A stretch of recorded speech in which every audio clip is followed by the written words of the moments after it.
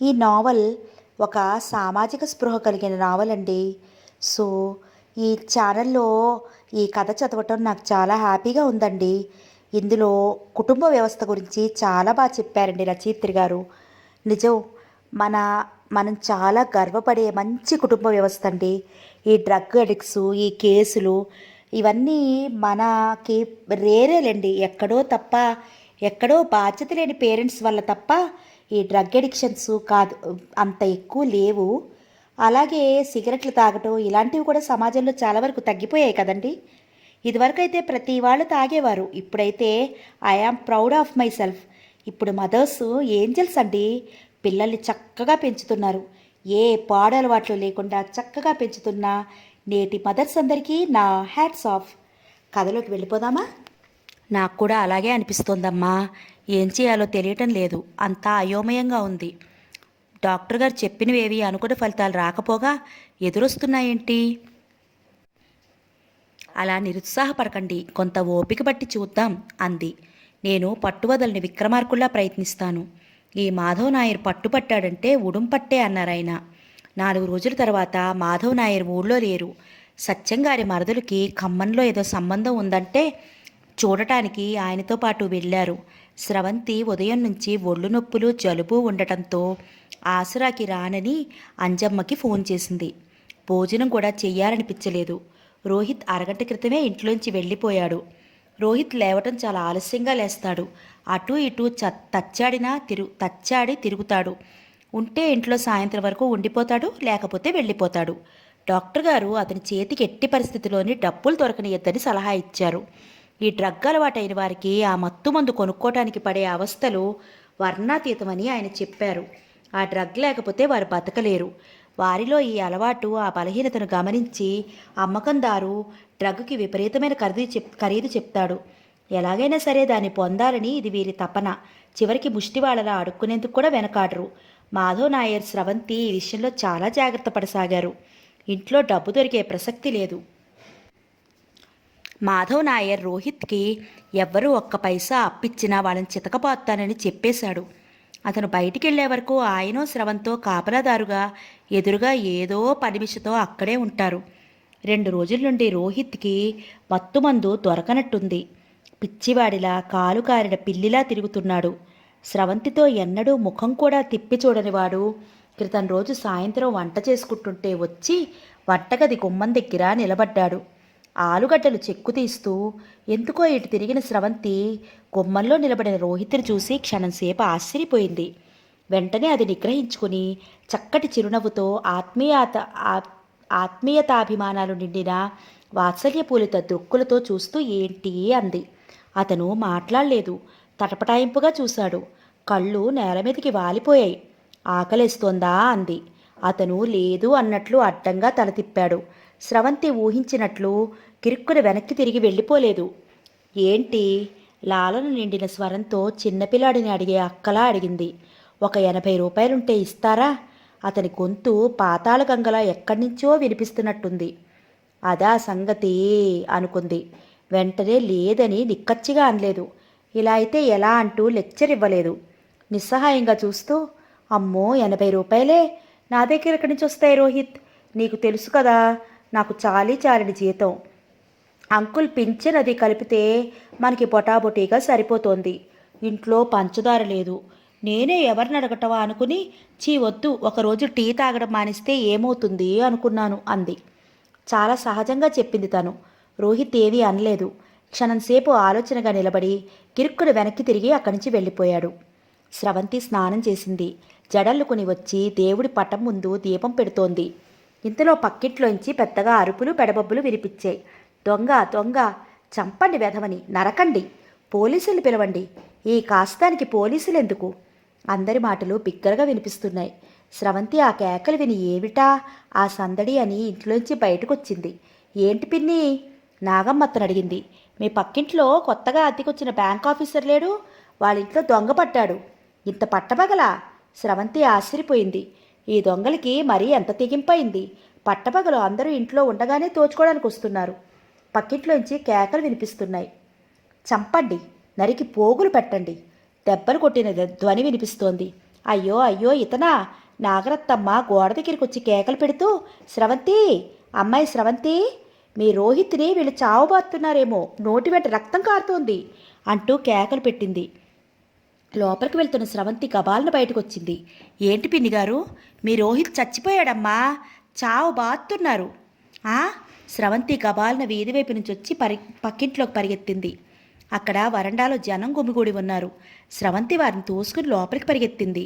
అక్కడ నేల మీద రోహిత్ బోర్లా నేలని ఖర్చుకు పట్టుకున్నట్టు పడుకున్నాడు. Bank officer కొట్టబోతున్నాడు. స్రవంతి చప్పున ఆయన చేయి పట్టి ఆపేసింది. క్షమించండి, ఆగండి, అతనేం తప్పు చేశాడండి? ఏం చేశాడా? ఆయన ఉరివి చూశాడు.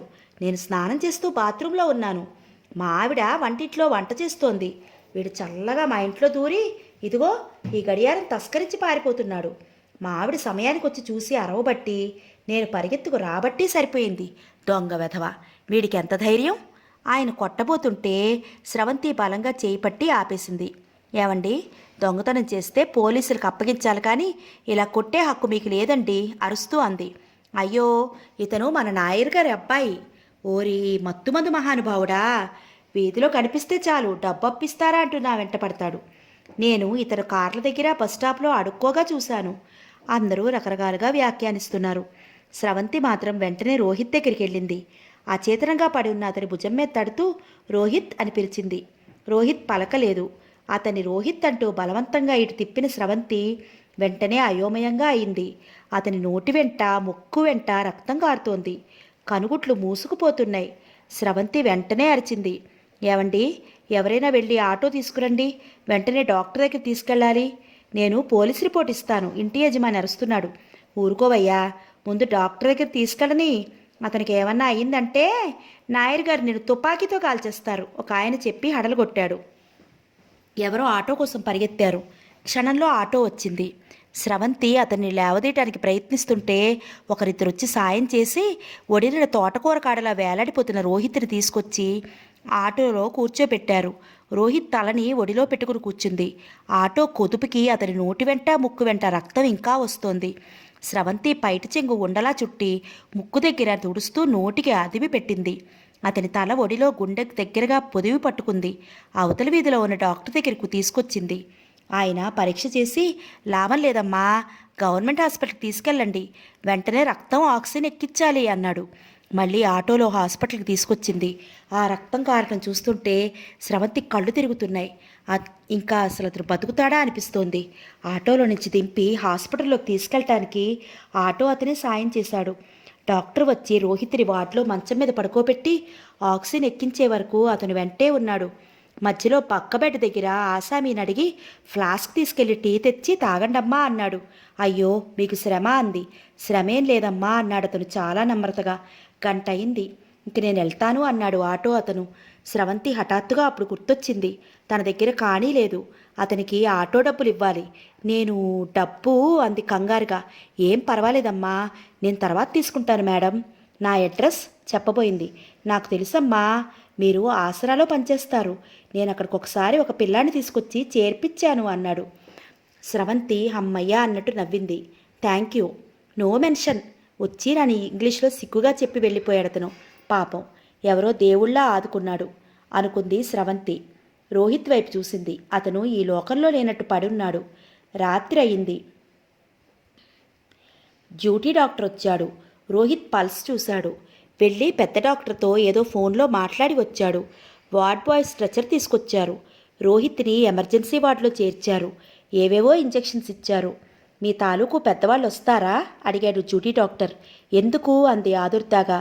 ఇతనికి ఈ రాత్రి గడవటం కష్టం, ఎవరైనా ఉంటే మంచిది అతను చెప్పి వెళ్ళిపోయాడు. స్రవంతి నిశ్చేష్టురాలైంది. అసలు ఈ ఎమర్జెన్సీ వార్డులో అడుగుపెట్టినప్పటి నుంచి మనసులో లేదు. ఇదిగో ఆ చివర 8వ నంబర్ బెడ్ దగ్గర 4 సంవత్సరాల క్రితం తండ్రి ఇక్కడే పోయాడు.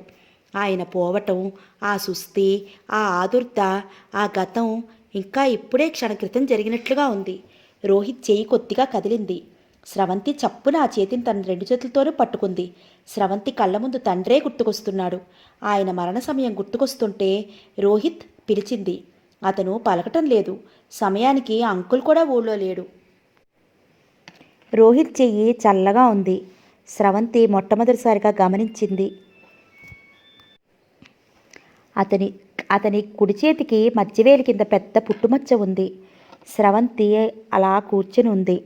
ఆమెలో అణువణువు అతనిలో కొట్టుమిట్టాడుతున్న ఆ జీవాన్ని జాగ్రత్తగా పొదివి పట్టుకుని గుండెల్లో ఎక్కడో వెచ్చటి చోటున దానికి అపాయం రాకుండా ప్రాణభీతి కాని లేని చోటున దాచేయాలనంత తపనగా ఉంది. ఇతన్ని దక్కించుకోవటం ఎలా? ఎంత దురదృష్టం! సమయానికి అంకుల్ కూడా లేరు. ఆయన ఉంటే ఇంకేమైనా చేయగలిగేవారేమో. డాక్టర్లు చేయగలిగినంతా చేస్తున్నాం అంటున్నారు. రాత్రి 12 గంటలయింది. అంతటా నిశ్శబ్దం. తెల్లవారేసరికి ఈ పక్కల మీద ఉన్న శరీరాలు ఎంతమందివి సజీవంగా ఉంటాయో, ఎంతమందివి నిర్జీవంగా అయ్యి శ్మశానంకి వెళ్ళటానికి తయారవుతాయో. స్రవంతికి హఠాత్తుగా ఆ వార్డు ఒక ప్లాట్ఫామ్లో అనిపించసాగింది. రైలు వస్తుంది. ఎంతమంది రైలు ఎక్కేస్తారో, ఎంతమంది మిగిలిపోతారో కదా. రైల్లో వచ్చిన యమభటులు బిజీ సైన్యంలా నిర్దాక్షిణ్యంగా ఈడ్చుకుపోతారు కాబోలు. డ్యూటీ డాక్టర్ మళ్ళీ వచ్చాడు. ఇంకెవరినైనా పెద్ద డాక్టర్ని పిలుస్తారా? ఆతృతతో అడిగింది స్రవంతి. అందరూ చూశారు మేడం. మేం చేయగలిగిందంతా చేస్తున్నాం. వారి ఆయుర్దాయం అనేది కూడా ఉండాలి కదా. ఆయుర్దాయం. స్రవంతికి వెంటనే ఆవేశంగా అరవాలనిపించింది. డాక్టర్, చాలించు నీ వేదాంతం. ఆయుర్దాయం అనే దాని మీదనే కేవలం నమ్మకం పెట్టుకుంటే నీలాంటి డాక్టర్లు ఎందుకు? బోలెడన్ని లక్షలు కోట్లు పోసి ఈ హాస్పిటల్స్ ఎందుకు? స్రవంతి ముఖంలో ఆవేశం చూసి అన్నాడు. మీరు ఆవేశపడకండి. జరిగేది మనం ఏమీ ఆపలేం. అతను వెళ్ళిపోయాడు. పక్క బెడ్ దగ్గరికి వెళ్ళాడు. చకచకా ఏవేవో పరీక్షలు చేశాడు. అయిపోయింది. ముఖం మీదకి దుప్పట్లాగేస్తూ చెప్పాడు. అక్కడ కూర్చున్న ఆవిడ గొల్లుమంది. ష్ ష్ ఊరుకో. డాక్టర్ పొద్దుటే అయిపోతుంది అన్నారు కదా. సాయంత్రం వరకు మనకు రుణం కాబోలు. ఒక ఆయన ఆవిడని సముదాయిస్తున్నది. ఒక ఆవిడ కొడుకట, కిడ్నీ ట్రబుల్ అట పాపం. స్రవంతికి ఇందాక తన గోడు అంతా వెళ్ళబోసుకుంది. గంట తర్వాత పక్కన ఆ పక్క ఖాళీ అయిపోయింది. స్రవంతి ఊపిరి బిగపట్టి కూర్చుంది. ఆమె కళ్ళు రెప్ప వాల్చలేనట్లు రోహిత్నే చూస్తున్నాయి. ఇదేం చిత్రం? ఎక్కడి రోహిత్? ఎక్కడ తను?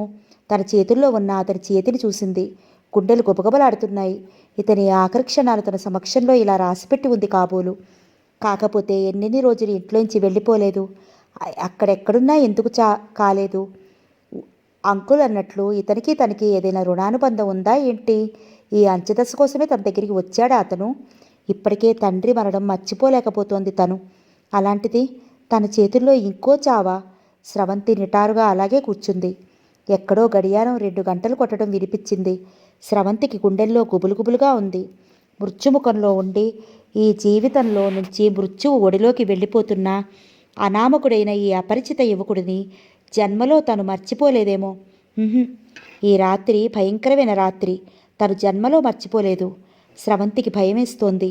ఎంత మామూలుగా ఉండాలన్నా ఏడుపొచ్చేస్తోంది. పాపం రోహిత్ డ్రగ్ అడిక్ట్ అయ్యి తన జీవితం తను నాశనం చేసుకునే లోపం ఒకటే తప్ప మిగతా విషయాల్లో అతనిలో ఎలాంటి లోపం కనిపించలేదు. మామూలుగా ఉన్నప్పుడు ఎంతో మర్యాదగా ఉండేవాడు. టీ ఇచ్చినా భోజనం పెట్టినా ఎంత మొహమాటంగా తీసుకునేవాడు. అతను ఎంత సిగ్గుగా అభిమానంగా తప్పనిసరిగా అవి తీసుకుంటున్నాడో తనకి అర్థమవుతూనే ఉండేది.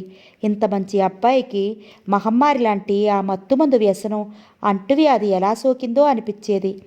అంకుల్ వస్తే తనేం చెప్పాలి? రోహిత్ పోయాడు అని తెలియగానే ఆయనంత కృంగిపోతాడో తనకి బాగానే తెలుసు. కొడుకు కొడుకు అంటూ ఎంతో ఆపేక్ష పెంచుకున్నాడు. అంకుల్ని అనటం దేనికి?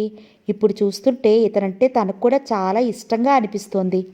ఈ ప్రపంచంలో నా అనేవారు లేని అనాథలు అంటే స్రవంతికి ఎప్పుడూ జాలే. వారిని ప్రత్యేకమైన ఆదరణతో చూడాలని తాపత్రయపడుతుంది. 3 గంటలయ్యింది. డ్యూటీ డాక్టర్ మళ్ళీ వచ్చాడు. అతను ముందు సరాసరి రోహిత్ బెడ్ దగ్గరికి వచ్చాడు. అతను పరీక్ష చేస్తుంటే స్రవంతి కళ్ళు పెద్దవి చేసి చూస్తోంది. స్రవంతికి నోరంతా ఎండిపోయినట్లుగా ఉంది. రోహిత్ గురించి అయిపోయింది అనే వార్త ఏ క్షణంలో వినాలో అనే ఆదుర్త. అయిపోయింది అని తెలుసు, కానీ ఆ క్షణం ఎప్పుడు, ఏ నిమిషంలో సంభవిస్తుందోననే గాభరా. ఒక్క సెకను కూడా స్రవంతి రోహిత్ మీద నుంచి చూపులు మరచటం లేదు. అతని చెయ్యి తన 2 చేతులతో పట్టుకుని వదలటం లేదు. ఆ చెయ్యి పట్టుకోవటం, మధ్య మధ్య అనుకోకుండా మెత్తగా అదమటం చూస్తే ఒక ప్రియాతి ప్రియమైన ఆత్మీయుడిని ఇక తిరిగి చూడలేనేమో అనేంత దూరం దూసానికి పంపిస్తున్నటువంటి భావంగా ఉంది. అతన్ని ఇక నేను చూడను అని స్పష్టంగా ఖచ్చితంగా తెలిసిన ఆ ఎడబాటుకి సిద్ధమవుతున్న స్థితి. ఉదయం నుంచి పచ్చి మంచినీళ్ళు తాగలేదు. స్రవంతికి కళ్ళు తిరుగుతున్నాయి. అతను పరీక్ష చేస్తున్నాడు. స్రవంతి వైపు చూస్తూ, మీ పెద్దవాళ్ళెవరు రాలేదా అని అడిగాడు. మాకెవరూ లేరు. ఉన్న అంకుల్ ఊరెళ్ళారు తడబాటుగా అంది. డాక్టర్ చాలా సానుభూతిగా చూశాడు. డాక్టర్ ఆతురతగా పిలిచింది. అతను వెనక్కి తిరిగాడు. స్రవంతి చూస్తోంది. ఆదుర్త భయంతో పెద్దవి అయిన స్రవంతి కళ్ళల్లో ప్రశ్నార్థకం అతనికి అర్థమైంది. ప్రమాదం ఇంకా దాటలేదు అనేసి వెళ్ళిపోయాడు. స్రవంతి హతాసురాలైనట్లు స్టూల్ మీద కూలబడింది. రోహిత్ చెయ్యి మళ్ళీ చేతుల్లోకి తీసుకుంది. చాలా ఆవేశంగా తనలో లోలోపలనుకుంది. రోహిత్, నువ్వు అనాథవి కావు. కనీసం బ్రతికి ఉన్నంతకాలం అలా ఉన్నా ఇప్పుడు చచ్చిపోయేటప్పుడు మాత్రం అనాథగా చచ్చిపోవటం లేదు. నేనే నీకు దగ్గరగా ఉండి వీడ్కోలు చెప్తున్నాను. స్నేహితురాలిగా నీకోసం నా ప్రాణం తప్పిస్తోంది. నువ్వు ఏ రోడ్డు పక్కనో ఏ తుప్పల్లోనో వైద్య సహాయం లేకుండా దిక్కు లేకుండా ఈ ప్రపంచం నుంచి ఏ చెత్త కాగితమో విసిరేసినట్లుగా వెళ్ళిపోవటం లేదు. ఒక స్నేహితురాలు చేతుల్లో పొదివి పట్టుకుని మృత్యువు అనే మరో ముత్తడికి పదిలంగా అప్పచెప్పుతున్న ఒక విలువైన వ్యక్తిలా వెళ్తున్నావు. ఇది చాలా నయం కదూ. నేను నీకు ఇంకా ఏమీ చేయలేకపోతున్నానే అని వ్యధపడుతున్నాను. అంకుల్ ఈ వార్త వింటే కుప్పలా కూలిపోతారు. రోహిత్, నువ్వు అదృష్టవంతుడివి, చాలా అదృష్టవంతుడివి. We love you Rohit. నిన్ను దక్కించుకోవాలని నేను ఎంతో ప్రయత్నిస్తున్నాను, కానీ నాకు సాధ్యం కావటం లేదు. అయినా అసలు నువ్వు చచ్చిపోవడం నయమేమో. ఎందుకంటే ఈ మత్తుమందు అనే భయంకరమైన వ్యసనం నుంచి నువ్వెలాగూ బయటపడలేవు. స్రవంతి ఆలోచిస్తూ అతని చేతిని తన చేతులతో మెల్లగా మృదువుగా రాయసాగింది. అతను బాధతో మెలికి తిరుగుతున్నట్లు, మృత్యువుతో ఆఖరి పోరాటం అన్నట్లు మూలుగుతూ కొద్దిగా కదిలాడు. అతని ఎండి పగిలి నల్లగా అయిన పెదాలు కదిలాయి. రోహిత్, స్రవంతి ముందుకు వంగింది. నన్ను వదలొద్దు. నీతో వచ్చేస్తాను. నువ్వు వెళ్ళొద్దు అస్పష్టంగా పలికాడు. వెళ్ళను రోహిత్, ఎక్కడికి వెళ్ళను. నేను నీ దగ్గరే ఉంటాను. స్రవంతి అతని మీదకి వంగి ఎడమ చెయ్యి అతని తల చుట్టూ వేసి దగ్గరికి పొదివి పట్టుకుంది. కుడి చేత్తో గుండెల మీద అతి సున్నితంగా రాయసాగింది. రోహిత్, నేనిక్కడే ఉన్నాను. ఎక్కడికి వెళ్ళను. వింటున్నావా? ఎక్కడికి వెళ్ళను. నిన్ను వదిలి వెళ్ళను. సరేనా? అసలు ఎందుకెళ్తావు? నిన్నెప్పుడూ వదలను. నీ దగ్గరే ఉంటాను. నిన్ను వదిలి వెళ్ళను అనే మాట అతనికి ఆధారం అవ్వాలని, అతని మనసుకి ఎక్కాలి అన్నట్లు 1కి 10 సార్లు 100 సార్లు చెప్పినట్టు చెబుతున్నా మృదు మధురంగా లలితంగా ఉన్న ఆమె కంఠస్వరం అతనిలో తపన మెల్లగా శాంతపరిచినట్లుగా అతని కదలిక ఆరాటం తగ్గాయి. స్రవంతి కదలిక లేని అతని శరీరం చూడగానే ఒక్కసారి పెద్ద పెట్టున ఏడుపు వచ్చేసింది. అది గాబరాతో కూడిన ఏడుపు. కొంగులోకి నోరు నొక్కి పెట్టుకుని ఏడుపు నిగ్రహించుకోవటానికి విశ్వ ప్రయత్నం చేస్తోంది. ఇది చూసి డాక్టర్ వెంటనే వచ్చాడు. రోగి పల్స్ చూశాడు. హార్ట్ పరీక్ష చేశాడు. స్రవంతితో అన్నాడు, గాబరా పడకండి, మన చేతుల్లో ఏమీ లేదు అన్నాడు సానుభూతిగా. స్రవంతి ఏడుపు ఆపుకుంటూ తలెత్తి చూసింది. స్రవంతి తండ్రి గుర్తుకొస్తున్నాడు. ఎదురుగా రోహిత్ కాదు, తండ్రి కనిపిస్తున్నాడు. రోహిత్ తల చుట్టూ వేసిన చెయ్యి అతని జుట్టును నిమరసాగింది. నిన్ను వదిలి వెళ్ళను నేను మళ్ళీ అంది. స్రవంతి అలాగే కూర్చుంది. టైం సంగతి గుర్తురావటం లేదు. క్షణక్షణం భారంగా బలవంతంగా ఈడ్చుకుంటూ వెళ్తోంది కాలం. హాస్పిటల్ బయట చెట్ల మీద పిట్టల కలకలం మొదలైంది. ప్రకృతి మేలుకొంటోంది. ఎక్కడో ఎవరో నడిచిన ధ్వని, నర్సు మాటలు, డాక్టర్ పాదాల అలికిడి. స్రవంతి ఆ శబ్దాలను మాత్రమే యాంత్రికంగా వింటోంది. ఇంతలో స్రవంతి అని పిలుపు వినిపించింది. స్రవంతి దిక్కున తిరిగి చూసింది. ఎదురుగా మాధవ్ నాయర్. అమ్మా అంటూ ఆయన ఆదుర్దాగా దగ్గరికి వస్తున్నాడు. స్రవంతి నిద్రలేని కళ్ళలోకి ఒక్కసారి సంతోషం వచ్చింది. అంకిల్ అంటూ లేవబోయింది. కానీ చెయ్యి రోహిత్ చేతుల కింద అతని పొట్ట మీద ఆని ఉంది. అంకుల్ అంది. ఆయన వచ్చి స్రవంతి భుజం చుట్టూ చెయ్యి వేసి దగ్గరగా తీసుకున్నాడు. రోహిత్ని చూస్తూ, ఇప్పుడే ఇంటికి రాగానే చెప్పారు, వచ్చేశాను. ఎలా ఉంది? రోహిత్ని చూస్తూ అన్నారాయన. ఆయన కూడా స్రవంతిలాగానే అతని తల చుట్టూ చెయ్యి వేశారు. స్రవంతి, మాధవ్ నాయర్ ఇద్దరి చేతుల మధ్య అతని తల ఉంది. ఆయన అత్యంత ఆత్మీయంగా రోహిత్ తల నిమురుతున్నారు. నేను విని నమ్మలేకపోయానమ్మా అంటూనే ఆయన కంఠం దుఃఖంతో పూడిపోయింది. డ్యూటీ డాక్టర్ వెళ్ళిపోతూ వచ్చాడు. మాధవ్ నాయర్ అతనికి నమస్కరించాడు. అతను రోహిత్ని పరీక్ష చేశాడు. గ్లూకోజ్ స్ట్రిప్ అతి మెల్లగా కదులుతోంది. అతనిలోకి వెళ్తోంది. It is a good sign అన్నాడు అతను అది చూస్తూ. మాధవరావు చెయ్యి గట్టిగా పట్టుకుని ఉన్న స్రవంతి చెయ్యి మరింత గట్టిగా బిగిసింది. ఆ స్పర్శలో డాక్టర్ మాట వినగానే సంతోషం కనిపిస్తోంది. డాక్టర్ ఇంజెక్షన్స్ ఇవ్వటానికి రోహిత్ చెయ్యి తీసుకున్నాడు. సూది గుచ్చటానికి నరం కోసం వెతుకుతుంటే అతని చేతి మీద చాలా చోట్ల సూది మోపనంత మచ్చలున్నాయి. ఇతను డ్రగ్ అడిక్టా అడిగాడతను. అవును, మాధవ్ నాయర్ చెప్పాడు. అందుకే మందులు పనిచేయలేదు. ఇతనికి తగిన దెబ్బలకి పెద్ద ప్రాణాపాయం ఏమీ లేదు. అయినా ఇలాంటి ప్రమాదం ముంచుకొచ్చిందంటే శరీరంలో ఓపిక లేకపోవటమే కారణం. ఎనీవే, ఇతని ప్రమాదం దాటినట్లే అనుకుంటున్నాను. మధ్యాహ్నానికి కానీ సరిగ్గా తెలీదు అన్నాడు. స్రవంతి, మాధవ్ నాయర్ ముఖాలు చూసుకున్నారు. డాక్టర్ వెళ్ళిపోతూ నాయర్ గారితో, పాపం రాత్రి నుంచి ఈమె ఒంటరిగా చాలా ఆదుర్దాగా గడిపారు. గివ్ హర్ సమ్ రెస్ట్ అని చెప్పి వెళ్ళిపోయాడు. మాధవ్ నాయర్ తను కూర్చుని స్రవంతిని వెళ్ళి ముఖం కడుక్కు రమ్మని చెప్పాడు. స్రవంతి రాగానే కూర్చోమని చెప్పి వెళ్ళి కాఫీ తెచ్చిచ్చాడు. స్రవంతి తాగింది. నువ్వు ఇంటికెళ్ళమ్మా అన్నారు. అక్కడ ఒంటరిగా ఉండలేను అంకుల్. అదే కాకుండా నేను ఇక్కడ ఉంటాను అని రోహిత్కి ప్రామిస్ చేశాను అంది. ప్రామిస్సా అన్నారు ఆయన అర్థం కానట్లు చూస్తూ. అవును అంటూ రోహిత్ కలవరంత చెప్పాడు. సరే ఇలారా. మాధవ్ నాయర్ స్టూల్ తన పక్కకి జరిపాడు. స్రవంతి దాని మీద కూర్చుంది. ఇలా తలపెట్టుకుని కాసేపు పడుకో తల్లి అన్నారాయన. స్రవంతి కాదనలేదు. లేదనే ఓపిక లేదు అసలు. స్టూల్ మీద కూర్చుని ఆయన ఒడిలో తలపెట్టుకుని పడుకుంది. చేయి రోహిత్ చేతిలో ఉంది. స్రవంతి కళ్ళ మీదకి మత్తొచ్చేస్తోంది. మనసు ఎంత హాయిగా ఉంది. అంకుల్ దగ్గరున్నారు. రోహిత్కి గ్లూకోజ్ ఎక్కుతోంది. 6 రోజుల తర్వాత అదే హాస్పిటల్లో రోహిత్ స్పెషల్ రూమ్లో మంచం మీద పడుకుని ఉన్నాడు. ఆ మంచం మీద పడుకున్న వ్యక్తి రోహిత్ అంటే నమ్మశక్యం కానట్టుగా ఉంది. దానికి కారణం అతని ముఖం బాగా చిక్కి ఉన్నా స్పష్టంగా కనిపిస్తోంది. అతని గడ్డం షేవ్ చేసేశారు. జుట్టు చింపిరితనం పోయి క్రాఫ్గా ఉంది. అతని బవిరిగడ్డంతో చింపిరి జుట్టుతో ఇన్నాళ్ళు కప్పపడిపోయినట్టున్న అతని మొహం ఇప్పుడు స్పష్టంగా కనిపిస్తోంది. పొడుగాటి ముఖం, కళ్ళు ఇంకా నీరసంగా పీక్కుపోయినట్లే లోపలికి ఉన్నాయి. అతనిది చక్కటి నాసిక అని ఇప్పుడు స్పష్టంగా తెలుస్తోంది. అతన్ని అలుమురుకునున్న చిత్రం ఏదో కడిగేసినట్లు పోయినట్లు అతని ముఖం శుభ్రంగా ఉంది. తల కింద దిళ్ళు ఎత్తుగా పెట్టగా పడుకుని ఉన్నాడు. నుదిరి మీద మణికట్టు దగ్గర దెబ్బలకి ఇంకా ప్లాస్టర్లు వేసి ఉన్నాయి. అదే మంచం మీద నాయర్ గారు కూర్చుని పాలలో ముంచిన బ్రెడ్ ముక్కలు చెంచాతో తీసి అతని నోటికి అందించి తినిపిస్తున్నాడు. ఇక చాలు అన్నాడు రోహిత్. తినమ్మా, మా తండ్రివిగా. డాక్టర్ గారు ఏమని చెప్పారు?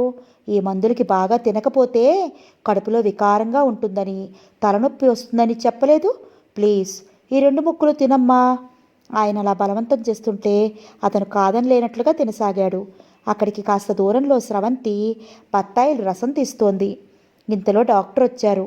అతను ఆ రోజు రాత్రి రోహిత్కి ప్రాణాపాయంగా ఉన్నప్పుడు చూసిన వ్యక్తి. అతను లోపలికి వస్తూ బ్రెడ్ తింటున్న రోహిత్ని చూస్తూ హలో అంటూ పలకరించాడు. వస్తూనే స్రవంతిని కూడా చూసి ప్రకాశవంతమైన చిరునవ్వు నవ్వి హలో అన్నాడు. హలో అంది స్రవంతి. డాక్టర్ లోపలికి రాగానే మాధవ్ నాయర్ లేచారు. డాక్టర్ మంచం మీద కూర్చుని రోహిత్ హార్ట్ బీట్ చూశాడు. బ్లడ్ ప్రెషర్ చెక్ చేశాడు. థర్మామీటర్ మీద జ్వరం చూశాడు. జ్వరం లేదు. వెరీ గుడ్, అంతా నార్మల్గా ఉంది. మీరు రేపు ఇంటికి వెళ్ళిపోవచ్చు అన్నాడు. థ్యాంక్ యూ డాక్టర్ అన్నారు నాయర్. థ్యాంక్స్ నాకెందుకు? అతను రోహిత్ వైపు చూస్తూ మీరు ఆ అమ్మాయికి చాలా థ్యాంక్స్ చెప్పాలి. మిమ్మల్ని కంటికి రెప్పలా అంటారే, అలా కాపాడింది mister Rohit. You are really very very lucky అంటూ లేచాడు. రోహిత్ కళ్ళు అప్రయత్నంగా స్రవంతి వైపు మళ్ళాయి. వాటిల్లో చిరులీలగా కృతజ్ఞత తొలకిసలాడింది. మళ్ళీ అంతలోనే మొహమాటంగా చూపులు మరల్చేసుకున్నాడు. How are you feeling now అడిగాడు డాక్టర్. ఫైన్ డాక్టర్ అన్నాడు. మీరు డ్రగ్స్ మానేయటానికి ప్రయత్నించండి. మానేయాలంటే పట్టుదల ఉంటే మీకు మీరే తెచ్చుకోవాలి అలాంటి పట్టుదల. అప్పుడు మానేయగలరు చెప్పి వెళ్ళిపోయాడు అతను. రోహిత్ ముఖం కడుక్కుని కిటికీలో నుంచి బయటికి చూడసాగాడు. డాక్టర్ గారు ఏమన్నారో తెలుసా? నాయర్ అడిగాడు. తెలుసు. ఏమన్నారు? డ్రగ్స్ మానేయమన్నారు. మీరు నన్ను బ్రతికించింది మరో నరకంలో తొయ్యటానికి కాదు కదా. రోహిత్ చూపులు నాయర్ గారి ముఖం మీద తీవ్రంగా నిలిచాయి. కాదు, నన్ను డ్రగ్స్ మానేయమని అడక్కండి. నేను ఏం లేకపోయినా ఉండగలను కానీ. అవి లేకపోతే మాత్రం. స్రవంతి పళ్ళరసం నిండిన గ్లాస్ తీసుకుని దగ్గరికి వచ్చింది. అంకుల్, ఇప్పుడు ఆ మాటలు ఎందుకు అంది మందలింపుగా. నిజమేనమ్మా అన్నారాయన అంగీకరిస్తూ. నాకు రసం వద్దు, రోహిత్ తిరస్కరించాడు.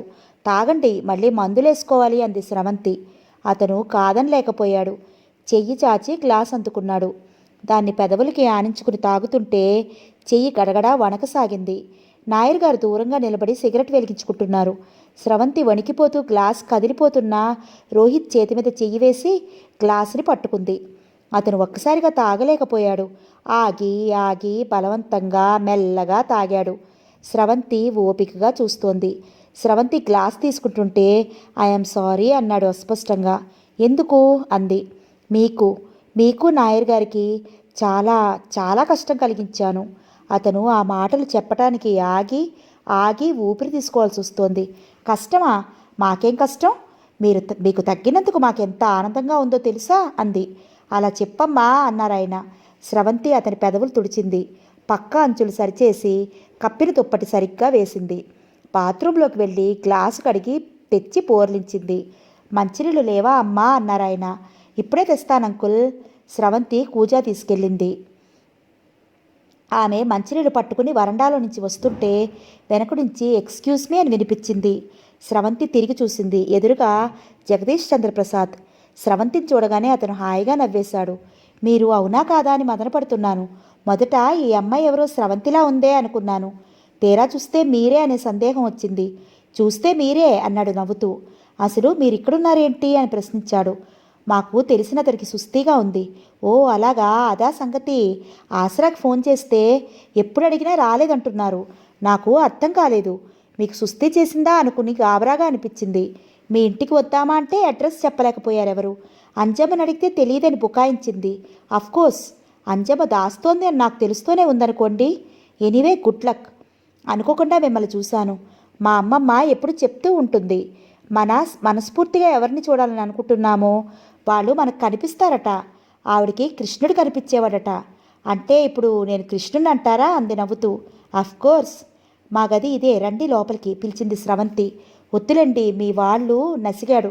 రండి పర్వాలేదు, మా అంకుల్ ఉన్నారు అంటూ దారితీసింది. జగదీష్ చంద్ర తప్పనిసరిగా అనుసరించాడు. గదిలో అడుగు పెట్టగానే స్రవంతి నాయర్ గారికి అంకుల్ వీరు అంటూ పరిచయం చేసింది. ఆయన ప్రసన్నంగా నవ్వుతూ కరచాలనం చేస్తూ మా స్రవంతి మీ గురించి చెప్తూ ఉంటుంది అన్నారు. ఇతను రోహిత్ అంటూ పరిచయం చేసింది. జగదీష్ చంద్రప్రసాద్ బెడ్ దగ్గరికి వెళ్ళాడు. రోహిత్ పేపర్ చూస్తున్నాడు. Jagadish Chandraprasad glad to meet you అంటూ కరచాలనం చేశాడు. రోహిత్ వెంటనే అందివ్వలేదు. బలహీనంగా ఉన్న అతని చెయ్యి అనుమానంగా బయటకొచ్చింది. చిక్కి శల్యమయ్యి భూమికల పేగులా ఉన్న అతని చేతిని పట్టుకుని కరచాలనం చేశాడు జగదీష్ చంద్ర. రోహిత్ ఏమీ అనలేదు. జగదీష్ చంద్ర ఏంటి సుస్థి అని అడిగాడు. నాయర్ గారు చప్పును కల్పించుకుని యాక్సిడెంట్ అయింది, దెబ్బలు తగిలాయని అన్నారు. వెంటనే రోహిత్ చూపులు పేపర్ మీదకి మళ్ళాయి. జగదీష్ చంద్ర సంభాషణ పెంచాలని, కాసేపు అక్కడ నిలబడాలని ఉత్సాహంగా ఉంది. కానీ అక్కడ నాయర్ గారు కానీ రోహిత్ కానీ ఇలాంటి ఉత్సాహం ప్రదర్శించే వాతావరణం కనిపించలేదు. ఓకే వస్తాను అన్నాడు. జగదీష్ చంద్ర అన్నాడు. స్రవంతి గారు, ఇది చాలా అన్యాయం. నా గురించి మీ ఇంట్లో అంత చెప్పిన వారు మీ ఇంట్లో వాళ్ళ గురించి నాకు కాస్త కూడా చెప్పలేదు. ఆయన మీ అంకుల్ ఆసరాకి అప్పుడప్పుడు ఫోన్ చేస్తూ ఉంటారు, వారు తెలుసు. కానీ అతను అంకుల్కి పెంపుడు కొడుకు అంది స్రవంతి. మీరెప్పుడు చెప్పనేలేదు అన్నాడు. సందర్భం రాలేదు కదా అంది చిరునవ్వుతో. ఇంతకు మీరిక్కడికి ఎందుకు వచ్చారు అంది. శ్రీదేవికి ఒంట్లో బాలేదు, చేర్పించాం. అయ్యో అలాగా, పదండి నేను చూసి వస్తాను. నోనో శ్రమెంతుకు వద్దు, తను నిద్రపోతున్నట్లుగా ఉంది, ఇంకోసారి వద్దురు కానీ. స్రవంతి ఆగిపోయింది. అలాగే అంది. బేబీ గురించే నాకు ఆదుర్దాగా ఉంది. నిన్న కూడా అన్నం విసిరేసిందంట అంజమ్మ చెప్పింది. రేపు మేమింటికి వెళ్తాం. రేపు నేను ఆసరాకి వెళ్తానులేండి. థ్యాంక్ యూ, వస్తాను. అతను వెళ్ళిపోయాడు. స్రవంతి గదిలోకి తిరిగి వచ్చింది. నేను టీ తీసుకొస్తానమ్మా. నాయర్ గారు ఫ్లాస్క్ భుజాన్ని తగిలించుకుని వెళ్తూ ఎదురయ్యారు. అలాగే అంకుల్ అంది. స్రవంతి లోపలికొచ్చింది. రోహిత్ మంచం మీద కూర్చున్నాడు. అతని ఒంటి నిండా చెమటలు దిగజారుతున్నాయి. స్రవంతి వెంటనే ఇది చూడగానే ఫ్యాన్ వేసింది. అతనికి చెమటలు ఇంకా కారుతూనే ఉన్నాయి. స్రవంతి అతని దగ్గరికి వచ్చింది. నుదురు మీద చేయి వేస్తూ ఎలా ఉంది అంది. ఏంటో గాబరాగా ఉంది, గుండెలు దడదడలాడుతున్నాయి. స్రవంతి వెంటనే వెళ్ళి గ్లూకోజ్ కలిపి తెచ్చి అతని చేత తాగించింది. మళ్ళీ గ్లాస్ పట్టుకుంది. అతను తాగి వెనక్కి వాలాడు. స్రవంతి అతని చెమటలు కొంగుతో తుడిచింది. పేపర్తో విసరసాగింది. ఈరోజు కొత్త మంది ఇచ్చారు డాక్టర్ గారు. ఆ క్యాప్సిల్ వేసుకున్న తర్వాత ఇలా నీరసంగా ఉంటుందని చెప్పారు. గాబరా పడొద్దు, కాసేపటికి తగ్గుతుంది. ఎంతో అనునయంగా చెప్పింది. అతను స్రవంతి చేతిని గట్టిగా పట్టుకున్నాడు. కాస్త ఆగి అన్నాడు, థ్యాంక్ యూ వెరీ మచ్. ఇదంతా డాక్టర్ గారు చెప్పారు అస్పష్టంగా అన్నాడు. నాకు థ్యాంక్స్ చెప్తున్నారా మీరు అంది. అవును, మెనీ. స్రవంతి చిరునవ్వుతో అంది. అలా అన్నీ ఒక్కసారి వద్దండి, మన ఇంటికి వెళ్ళిపోతాంగా, అప్పుడు రోజులో ఒక్కసారి చొప్పున కొంచెం కొంచెం చెప్తురు గాని అప్పుడు నాకు చాలా గర్వంగా సంతోషంగా ఉంటుంది. చాలా రోజులు గుర్తుంటుంది. ఏమంటారు? ఎండి పగిలిన అతని పెదవుల మీద చిరుదరహాసరేఖ కదిలి అంతలోనే మాయమైంది. రేపు ఇంటికి వెళ్ళిపోతాంగా, మన ఇంట్లో అయితే హాయిగా ఉంటుంది అంది అనునయంగా. మన ఇల్లా? మన ఇల్లు అతను గొడిగాడు. స్రవంతి ఇది వింది. ఇంకా దృఢమైన స్వరంతో అంది, మన ఇల్లే. ఆ ఇంట్లో నాకు అంకుల్కి ఎంత స్వతంత్రం అధికారం ఉన్నాయో మీకు ఉన్నాయి. నాకు ఇల్లు అనేది లేదు. అతని కంఠంలో ఆవేశం వస్తోంది. ఉంది, నేను అనాథని. అది హాస్పిటల్కి రాకముందు మాట. ఇప్పుడు మీరు అనాథ కారు. నేను అంకుల్ మీ వాళ్ళం కాకపోతే మేమింతగా మీకోసం పాగులాడతామా చెప్పండి? అతను బలహీనంగా ఉన్న చేతులు జోడించాడు. అతని చిక్కిన కళ్ళలో లీలగా తడి. స్రవంతి ఈ చేతుల్ని విడదీసింది. ఇలాంటి పిచ్చి పనులు చేయకండి. మేము మీ వాళ్ళం. మమ్మల్ని వదిలేసి వెళ్ళాలని మీరు ఎప్పుడూ అనుకోకండి. స్రవంతి ఒకసారి గుమ్మం వైపు చూసి ఇటు తిరిగి చెప్పింది. అంకుల్ లేరు. ఆయన మనసు మీకు చెప్పేస్తున్నాను. ఆయన మనల్ని కన్న బిడ్డల కంటే ఎక్కువగా అనుకుంటున్నారు. ఈ 6 రోజుల నుంచి ఆయన మీకోసం పడుతున్న గాబరా మీరు చూస్తున్నారు కదా. అంకుల్ని మీ నిర్లిప్తతో ఇక ముందైనా బాధ పట్టకండి. దయుంచి అది ఒక్కటి మాత్రం గుర్తుపెట్టుకోండి. మీరు వదిలి వెళ్ళిపోతే ఆయన గుండెలు బ్రద్దలైపోతాయి. అది ఒక్కటే మీరు నాకు చూపాల్సిన కృతజ్ఞత. అదిగో అంకుల్ వస్తున్నారు. స్రవంతి లేచి అవతలికి వెళ్ళింది. నాయర్ వచ్చాడు. ఆయన చేతిలో ఫ్లాస్క్తో పాటు పళ్ళబుట్ట, హార్లిక్స్, రోహిత్కి చదవటానికి పుస్తకాలు ఉన్నాయి. నాయర్ గారు, మీరు ఇలా నిరుత్సాహపడితే ఎలాగండి? నేను చెప్పాను కదా, ఈ డ్రగ్స్ అనే వాటిని అలవాటు చేసుకోవటం మనిషికి ఎంత సులభమో మానుకోవటం అంత కష్టమని. ఇది ఒక్కనాటితో అయ్యే పది కాదు. డాక్టర్ మహదేవన్ నచ్చ చెప్తున్నట్లుగా అన్నారు. ఆయనకి ఎదురుగా నాయర్ గారు, ఆయన ప్రక్కన స్రవంతి కూడా ఉన్నారు. నేను ఓపిక పడుతూనే ఉన్నాను డాక్టర్ గారు. మీ దగ్గర వైద్యం మొదలయ్యి అప్పుడే 4 నెలలు అవుతోంది. ఈ మధ్య కాస్త మీరు చెప్పిన విధంగా డోస్ తగ్గించేస్తూ దారికి వచ్చేశాడు. ఇంతలో ఏమైందో ఆ సంతోషం దక్కనీయకుండా మళ్ళీ మొదలుపెట్టాడు. ట్రీట్మెంట్ మళ్ళీ మొదలుకొచ్చింది. ఇలాగైతే ఎలాగండి? అదే నా బాధ. మీరు ఒకటి మర్చిపోతున్నారు. పేషెంట్కి మనం ఛాన్స్ ఇవ్వాలి. ఇది ఒకనాటితో అయ్యేది కాదని, డబ్బు ఖర్చుతో కూడిన వ్యవహారం అని నేను ముందే చెప్పాను మీకు. అబ్బెబ్బే, డబ్బు మాట కానే కాదండి బాబు. మీరు అలా నన్ను అపార్థం చేసుకోకండి. నన్ను నేను షూట్ చేసుకుంటాను అలా అంటే. డబ్బు ఎంతైనా నేను వెనకాడను. నా దగ్గరున్న సర్వస్వం అమ్మైనా సరే ఆఖరి పైసా వరకు రోహిత్ కోసం ఖర్చు చేస్తాను. నా ఉద్దేశం అది కాదు. ఇంకేంటండి మరి? మీకు అతని పట్ల ఓపిక, నమ్మకం చాలా ఉండాలి అని కూడా మొదటే చెప్పాను కదా. చెప్పారనుకోండి, నసిగారాయన. చూడండి నాయర్ గారు, మీరు ఇంత త్వరగా రిజల్ట్ కోసం తహతహలాడిపోతే పని జరగదు. ఇక్కడ పేషెంట్ మనస్తత్వం చిత్రంగా ఉంటుంది. ఒకసారి మానేద్దామా అనిపించి ప్రయత్నం ప్రారంభించవచ్చు. కానీ మానేయటానికి అవసరమైన శక్తి మానసికంగా కానీ శారీరకంగా కానీ అతనికి ఉండకపోవచ్చు. ఒక్కోసారి తన గతం ఏదైనా గుర్తుకు వచ్చి ఆ ఆలోచనలు పీడిస్తే అది తట్టుకోలేక మళ్ళీ ప్రారంభం చేయవచ్చు. మరోసారి డ్రగ్స్కి అలవాటైన సాటి స్నేహితులు బలవంతం చేసి ఇవ్వచ్చు. పేషెంట్ మళ్ళీ మామూలు జీవితానికి రావటానికి వాళ్ళు ఎదుర్కొనే సమస్యలు ఇన్ని ఉన్నాయి. ఇది మనకి చాలా సాధారణమైన విషయంగా కనిపించవచ్చు. కానీ శారీరకంగా, మానసికంగా బలహీనంగా ఉన్న వాళ్ళకి ఇది ఒక యజ్ఞం లాంటిది అని మనం అర్థం చేసుకోవాలి. పేషెంట్ పట్ల నిజంగా ఆపేక్ష ఉన్నవారు అతని వెంట తోడుగా ఉండి తను పడే ఈ యాతనను ఓర్పుతో భరించాలే తప్ప కించిత్తు కూడా ఆవేశపడకూడదు. ముఖ్యంగా మన దారికి వాళ్ళని తెస్తున్నామనే భావం మీలో ఏమాత్రం కనిపించినా వాళ్ళు దూరంగా పోరిపోతారు.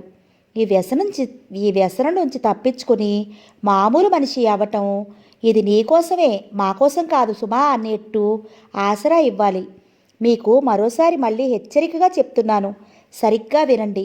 రోహిత్కి మీరు అండగా ఉన్నారు అనే భావన రావాలి. కానీ మీరు బలవంతం చేస్తున్నారు అనే ఒత్తిడి ఏ మాత్రం అనిపించకూడదు.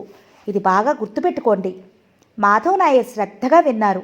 చేతిలో కళ్ళజోడు అటూ ఇటూ తిప్పుతూ, ఏంటో అతను మారాలని ఎంతగానో ఉంది.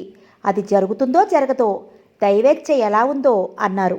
మీరు మిలిటరీలో పనిచేసిన వారు, మీరు దైవేచ్ఛ అంటారేంటండి అన్నారాయన. Why not? ఏ మిలిటరీలో పనిచేసిన వాళ్ళు మనుషులు కాదా? మీ ఉద్దేశం? యుద్ధం జరిగేటప్పుడు శత్రువులు విసిరిన బాంబు సరిగ్గా వచ్చి మనకి దగ్గరలో నలుగురి మీద పడి ధ్వంసం చేసి వారి శరీరాలు పేలిపోయి మనకేమీ కాకపోతే ఎప్పుడు నమ్మినా నమ్మకపోయినా ఆ క్షణంలో దైవేచ్ఛని నమ్ముతారండి. కనీసం నేను ఉత్తప్పుడు నమ్మనని అందరితో బుకాయించి బీరాలు పలికినా ఇలాంటి నాకు అత్యంత కష్టమైన సమయాలలో ఖచ్చితంగా నమ్ముతాను అన్నారాయన. డాక్టర్ గారు ఫకాలు నవ్వారు.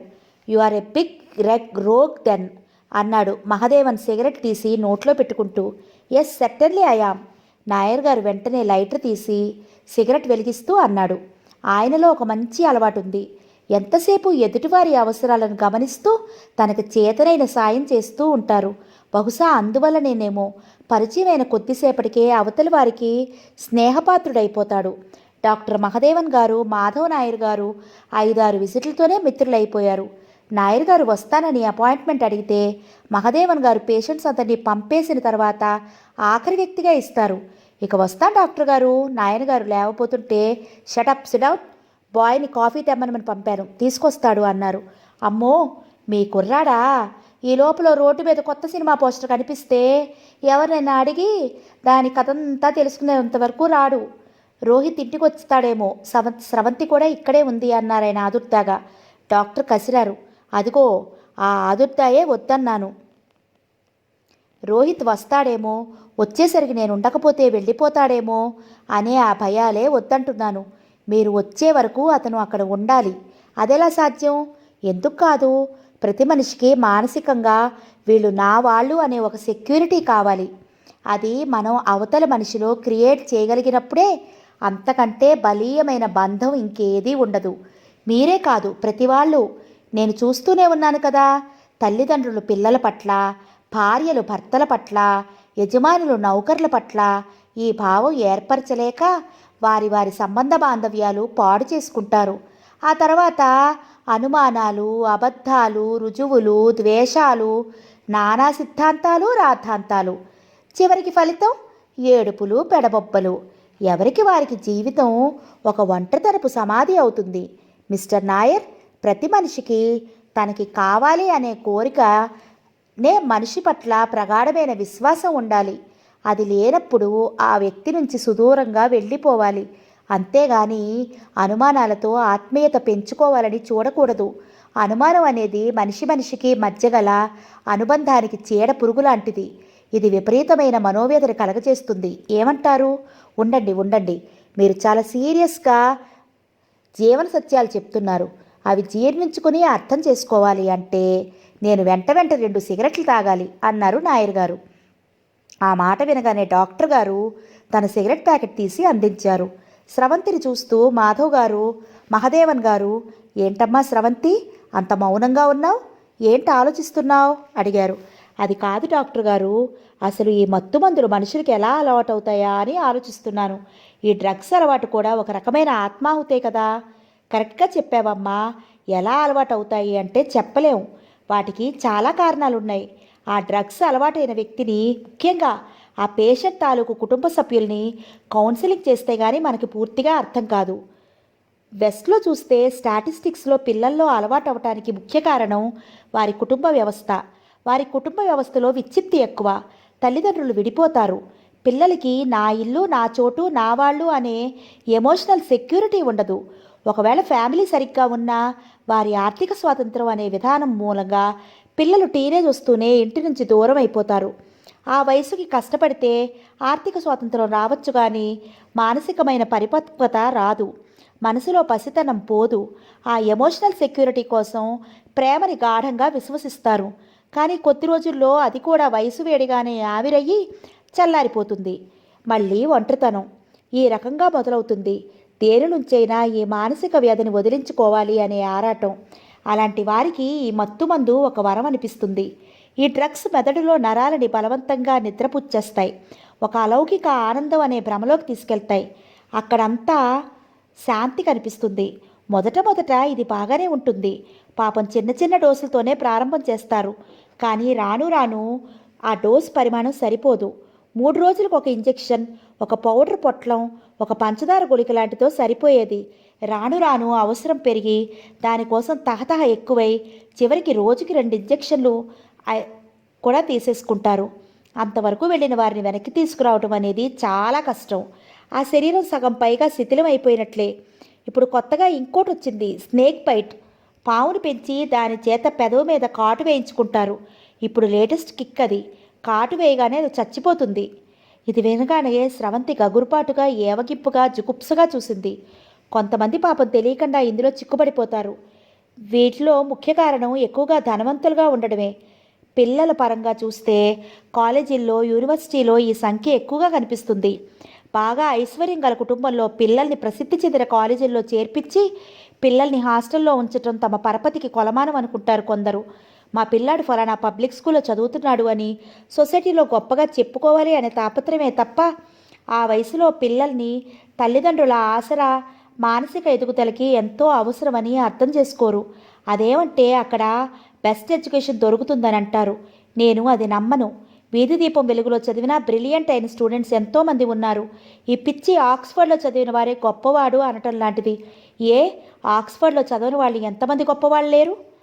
నీకు తెలుసా స్రవంతి, తల్లిదండ్రుల్లో ఇంకో మహాపిచ్చి వాళ్ళు ఉన్నారు. పిల్లలు స్వతహాగా బాగా చదివితే సరి, కానీ ఈ మహాపిచ్చి వాళ్ళు ఉన్నారే, వాళ్ళ పిల్లల్ని ఫస్ట్ రావాలి అంటూ పందెపు గుర్రాన్ని వదిలి నడిపే జాకీల్లా తరుముతూ ఉంటారు. ఫస్ట్ మార్కులు రాకపోతే ఆ పిల్లవాడు ఇక పనికి మాలినవాడు అనే ఊహ వీరిది. సరిగ్గా అన్నం కూడా పెట్టరు. పిల్లవాడి జీవితంలో బ్రిలియంట్గా ఎదగపోవటానికి కారణం అనేక ఉంటాయి. అవి ఏమిటా అని పెద్దవాళ్ళుగా బాధ్యతతో ఆరా తీయకుండా, అసలు కారణం తెలుసుకోకుండా ఆ పసి మనసుల్ని హింసిస్తారు. వీరు మరలుగా మారి పిల్లల మనసులు కూడా ఆ మూసలోకి రావాలంటారు. 45 సంవత్సరాల క్రిందట తమ బాల్యంలో ఉండే పరిస్థితులు వేరు, ఇప్పుడు వేరు అనుకుని అర్థం చేసుకోరు. వాళ్ళ పెద్ద ప్రపంచంలో వారికి ఎన్ని సమస్యలు, పోటీలు, బాధలు ఉంటాయో పిల్లల చిన్న ప్రపంచంలో కూడా అన్ని ఉంటాయని ఆలోచించరు. పిల్లలకి కూడా జీవితం కష్టంగా ఉంటుంది. ఇంట్లో ఒక రకమైన వాతావరణం, బయట స్కూల్కి వెళితే మరొక రకమైన వాతావరణం. ఇంట్లో వాతావరణానికి ప్రాముఖ్యత ఇచ్చి బయట బుద్ధిగా ఉంటే బయట పిల్లలు గేలి చేస్తారు. బయట వాతావరణానికి ప్రాముఖ్యం ఇచ్చి ఇంట్లో చూపిస్తే ఇంట్లో వాళ్ళు చెడిపోయారు అంటూ చచ్చేట్టే చివాట్లు వేస్తారు. ఏడుపులు, గోల. ఇక పనికిమాలినవాడు అనే ఊహ వీరిది. ఫస్ట్ మార్కులు రాకపోతే సరిగ్గా అన్నం కూడా పెట్టరు. పిల్లవాడి జీవితంలో బ్రిలియంట్గా ఎదగకపోవడానికి కారణాలు అనేకం ఉంటాయి. అవి ఏమిటా అని పెద్దవాళ్ళుగా బాధ్యతతో ఆరా తీయకుండా, అసలు కారణం తెలుసుకోకుండా ఆ పసి మనసుల్ని హింసిస్తారు. వీరు మరలుగా మారి పిల్లల మనసులు కూడా ఆ మూసలోకి రావాలంటారు. 45 సంవత్సరాల క్రిందట మన బాల్యంలో ఉండే పరిస్థితులు వేరు, ఇప్పుడు వేరు అనుకుని అర్థం చేసుకోరు. వాళ్ళ పెద్ద ప్రపంచంలో వారికి ఎన్ని సమస్యలు, పోటీలు, బాధలు ఉంటాయో పిల్లల చిన్న ప్రపంచంలో కూడా అన్నీ ఉంటాయని ఆలోచించరు. పిల్లలకి కూడా జీవితం కష్టంగా ఉంటుంది. ఇంట్లో ఒక రకమైన వాతావరణం, బయట స్కూల్కి వెళ్తే మరో రకమైన వాతావరణం. ఇంట్లో వాతావరణానికి ప్రాముఖ్యత ఇచ్చి బయట బుద్ధిగా ఉంటే బయట పిల్లలు గేలి చేస్తారు. బయట వాతావరణానికి ప్రాముఖ్యత ఇచ్చి ఇంట్లో చూపిస్తే ఇంట్లో వాళ్ళు చెడిపోయారు అంటూ చచ్చేట్టే చివాట్లు వేస్తారు. ఏడుపులు, గోల. పెద్దవాళ్ళు బంధువుల దగ్గర యాగి ఆ చిన్న మనసు పడే యాతనతో చదువు మీద ధ్యాస తగ్గవచ్చు. ఉన్నవాళ్ళ కుటుంబాల్లో పిల్లలు స్నేహితులతో పార్టీల పేరుతో చేరినప్పుడు స్నేహితుల మూలంగా ఈ డ్రగ్ అలవాటు అవటం చాలా మామూలు విషయం. అక్కడ డ్రగ్ అడిక్ట్ అయిన వ్యక్తి పాపం వీళ్ళకి తెలియకుండా అలవాటు చేస్తారు. దాంతో అతని పనికి సరి. ముఖ్యంగా ఈ రోజుల్లో తల్లిదండ్రుల పిల్లల్ని కాలేజీలకి పంపగానే, డబ్బు పోసి సీట్లు కొనగానే, కోరిన బట్టలు కుట్టించగానే, అడిగిన డబ్బులు వారికి ఇవ్వటంతోనే తమ బాధ్యత అయిపోయింది అని అనుకోకూడదు. కుటుంబంలో తల్లిదండ్రులకి ఎలాంటి వృత్తులు, ప్రవృత్తులు ఉన్నా రోజు ఒక అరగంటో, వారానికి ఒక పూటో తప్పనిసరిగా పిల్లలతో కలిసి గడపాలి. వారితో స్నేహపూర్వకంగా మెలగాలి. వారి బాధలు ఇబ్బందులు ఏవైనా ఉన్నాయేమో పుచ్చగించి మాటల ద్వారా అడిగి మనమే తెలుసుకోవాలి. పిల్లల పట్ల సాధారణంగా అందరూ అనే ఈ మాటకి జీవితంలో ఎప్పుడో ఏదో రూపంగా వాళ్ళే మూల్యం చెల్లించాల్సి వస్తుంది. పిల్లలు మన జీవితంలో ఒక ముఖ్యమైన భాగం అనుకోవాలి.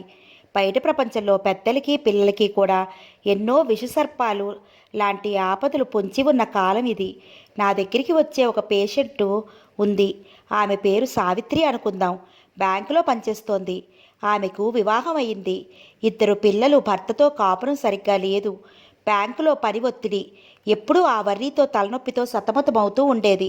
ఒకసారి స్నేహితురాలు, అన్న తలనొప్పికి నా దగ్గర మందు ఉంది అని బ్రౌన్ షుగర్ చాలా మైల్డ్గా ఇచ్చాడు.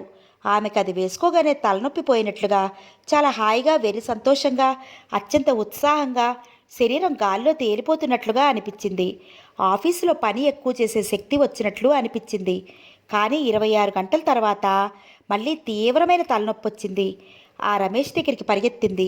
అతను చాలా సానుభూతి మాటలు చెప్పి మళ్ళీ ఇచ్చాడు. రాను రాను సావిత్రికి మందు అలవాటైపోయింది. అతను డబ్బు అడగసాగాడు. ఖరీదు పెరిగిపోయింది అన్నాడు. దొరకటం లేదు, బ్లాక్లో కొనాలన్నాడు. సావిత్రి డబ్బు ఇచ్చేయసాగింది. జీతంలో సగభాగం ఇవ్వసాగింది.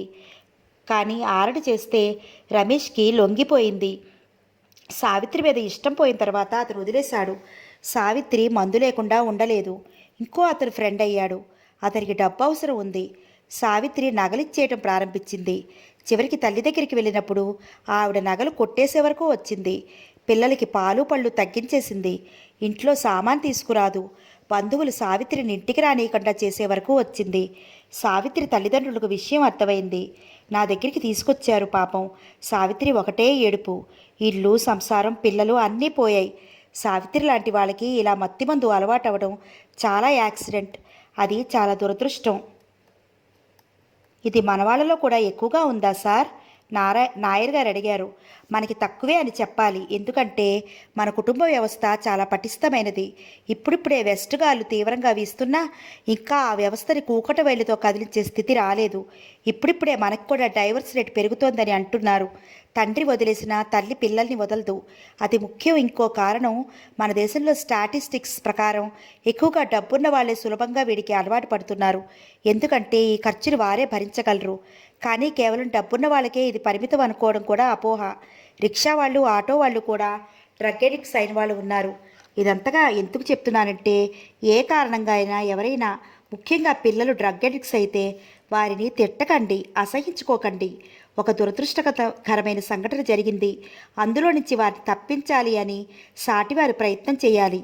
మనుషులకి జ్వరం వస్తే మనం అసహించుకోం కదా. యాక్సిడెంట్ అయితే అలాగే వదిలేయం కదా. ఇది కూడా అలాంటిదే అనుకోవాలి. వారి దగ్గర వాళ్ళు వారికి సహస్ర విధాల రెట్టింపు ఆత్మీయతని, మనోనిబ్బరాన్ని ఇవ్వాలి. మానసికంగా, శారీరకంగా బలహీనమైన వారిని ఓర్పుతో అర్థం చేసుకుని సాయం చేయాలి. వారు మనకి కావాలి అంటే ఈ ప్రయత్నం చేయక తప్పదు. అవసరం లేదు అనుకుంటే అది వేరే సంగతి.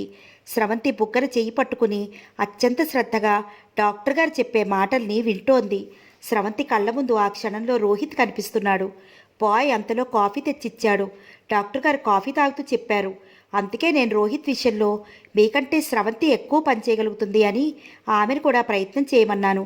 ఎందుకంటే స్రవంతి ఆసరాలో అంగవైకల్యం కల ఆ పిల్లల ముఖాల్లో చిరునవ్వులు తెప్పించే పద్ధతి నేను చూశాను.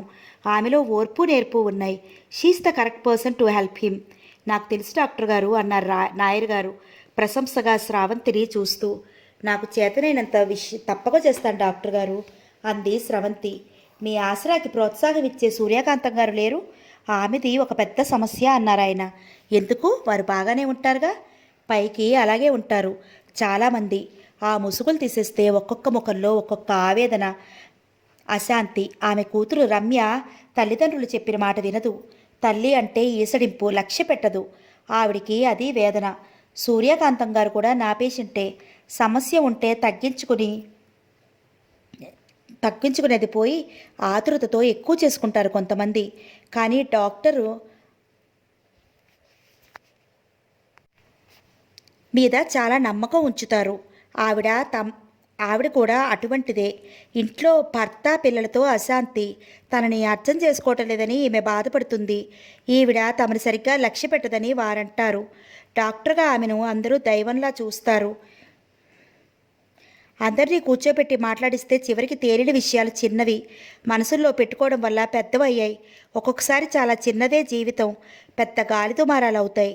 వీటిని పసిగట్టే నేర్పు ఉంటే మనం జాగరూకతతో ఆ ప్రమాదం నుంచి బయటపడతాము. హలో డాక్టర్, గుమ్మంలో వినిపించింది. నాయర్ గారు స్రవంతి తిరిగి చూశారు. గమ్మంలో సుశీలాదేవి నిలబడి ఉన్నారు. గుమ్మంలో స్రవంతి చప్పున లేచి నమస్కరించింది. మీ రోహిత్ ఎలా ఉన్నాడు? ఆవిడ భుజం తడుతూ అడిగింది. ఇప్పుడే కాస్త దారిలోకి వచ్చి మళ్ళీ వెనక్కి పరిగెడుతున్నాడు అన్నాడు డాక్టర్ గారు. నాయర్ గారు స్రవంతి లేచారు. వెళ్ళొస్తాను డాక్టర్, థ్యాంక్ యూ అంటూ వీడ్కోలు చెప్తూ నాయర్ గారికి కరచాలనం చేశారు.